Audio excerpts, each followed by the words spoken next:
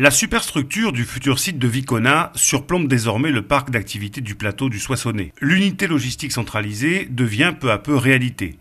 Les travaux ont démarré en septembre 2009. Après la phase de terrassement, accès et réseau, le maître d'œuvre a fait réaliser un renforcement des sols imposé par des normes strictes de planimétrie pour le magasin grande hauteur de 24 mètres de haut qui sera bientôt érigé.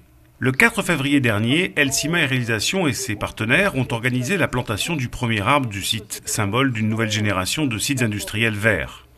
Christophe Chauvet, directeur des opérations d'Elsima Réalisation, a reçu l'ensemble des acteurs de ce projet.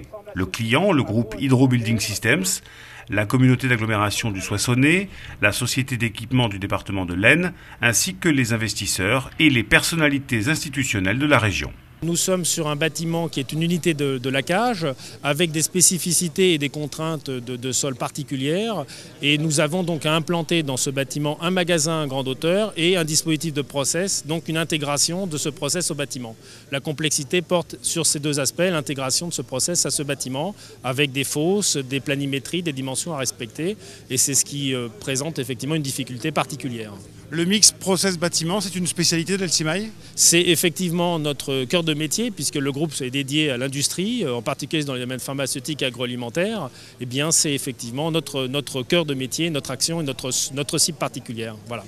Alors, l'autre originalité de ce projet, c'est le montage, on va dire, institutionnel et financier qu'il a fallu créer pour arriver à la construction. Tout à fait. Nous avons eu dans cet appel d'offres auquel nous avons répondu, d'une part la réponse technique, mais bien entendu une réponse financière, puisque les groupes maintenant mondiaux sont des groupes qui souhaitent être locataires de leurs outils, de bâtiments en tout cas, et nous avons dû rechercher cette solution investisseur, ce qui est là aussi quelque chose que nous savons faire. Nous l'avons déjà démontré au travers d'un autre programme, celui de Nestlé à Itancourt. Pour financer ce projet, Elsima Réalisation a fait appel à deux investisseurs, la Caisse d'épargne de Picardie et le groupe régional Ouch. Et la crise financière qu'on a vécue les 2 dernières années a montré à quel point il était aussi important de savoir exactement dans quoi on investissait.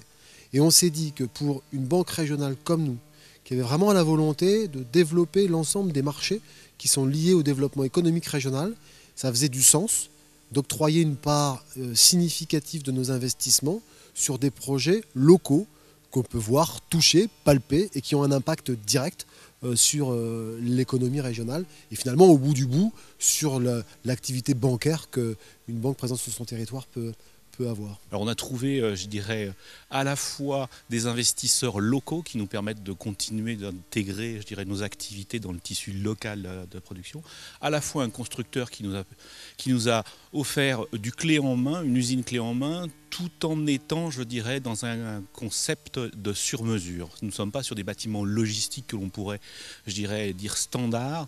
Chaque bâtiment est étudié. Nous avons un bâtiment grande hauteur, 24 mètres, ce n'est pas un bâtiment standard logistique. Après seulement 1 an de travaux, le site sera livré durant l'été 2010. Particularité de cette réalisation, le chantier est conduit par 2 femmes, Nelly Thibault, directeur de projet, et Stéphanie Pichotin, toutes 2 architectes de métier. Il y a une différence entre le métier d'architecte, maître d'œuvre, direction de chantier, c'est une différence fondamentale quand on est au contact tous les jours du chantier, des problèmes que ça pose.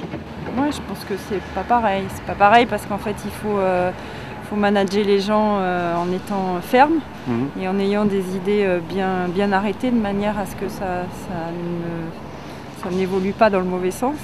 Donc il faut être ferme, il faut avoir une maîtrise des plans d'exécution le mieux possible et parfaite, et puis faire une transition à la fois avec les entreprises et puis faire des recollements avec les autres. Donc c'est pas tout à fait le même boulot, je dirais. C'est un parti architectural qui est avant tout au service du process. On tient en compte en premier lieu les besoins des utilisateurs. Donc effectivement c'est une volumétrie qui est découlée directement des besoins du process de production, mais en même temps avec une image valorisante, moderne et qu'on a voulu intégrer dans un environnement. Donc on a eu une démarche tout d'abord de production, effectivement, mais en même temps intégrée et moderne. Donc le souci environnemental a été pris en compte dès le début.